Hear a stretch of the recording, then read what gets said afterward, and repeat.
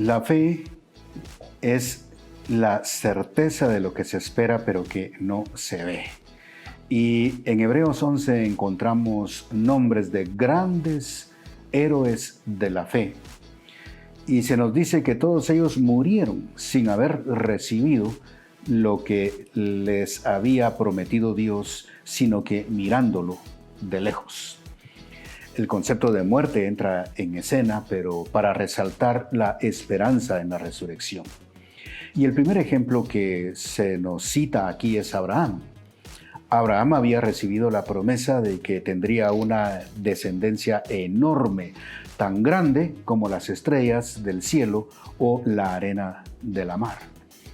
Sin embargo, cuando finalmente Dios le proveyó un hijo, Dios también le dijo que fuera y lo sacrificara. Abraham obedece a Dios y sale hacia el monte, y allá, mientras que se conducía a sacrificar a su hijo, nosotros en realidad no sabemos qué era lo que pasaba por la mente de Abraham.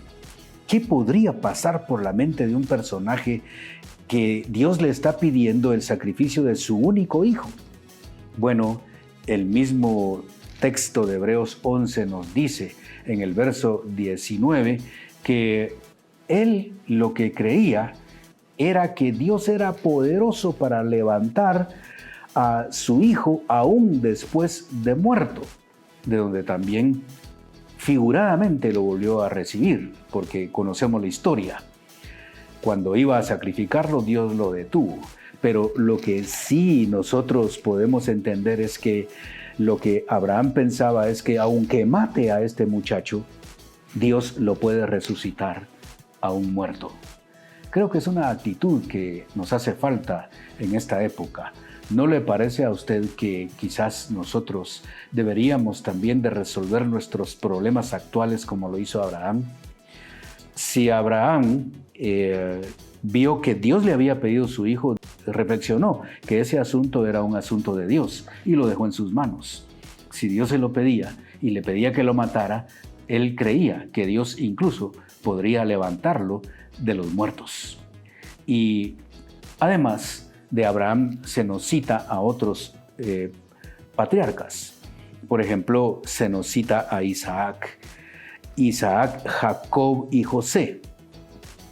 Estos tres personajes tienen algo en común, y es que cuando ellos murieron, antes de morir, bendijeron a sus hijos y predijeron algunas cosas en el futuro, porque sabían que morían con la fe puesta en lo que Dios iba a hacer con ellos.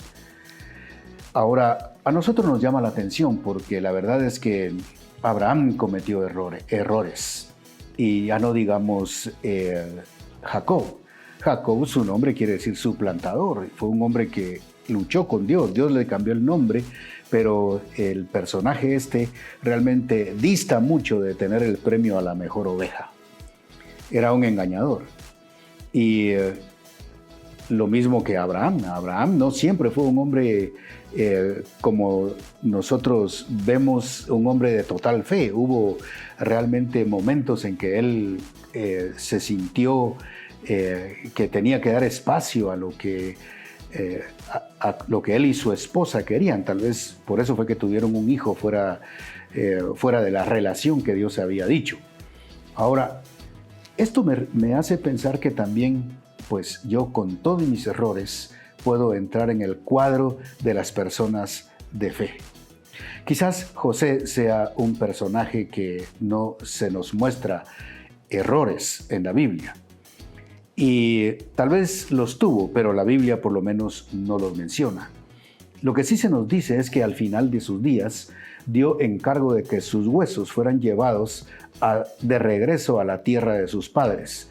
Sabía que un día iban a regresar, y la idea era porque él quería regresar a ese lugar para que cuando fuese la resurrección resucitara junto con su familia.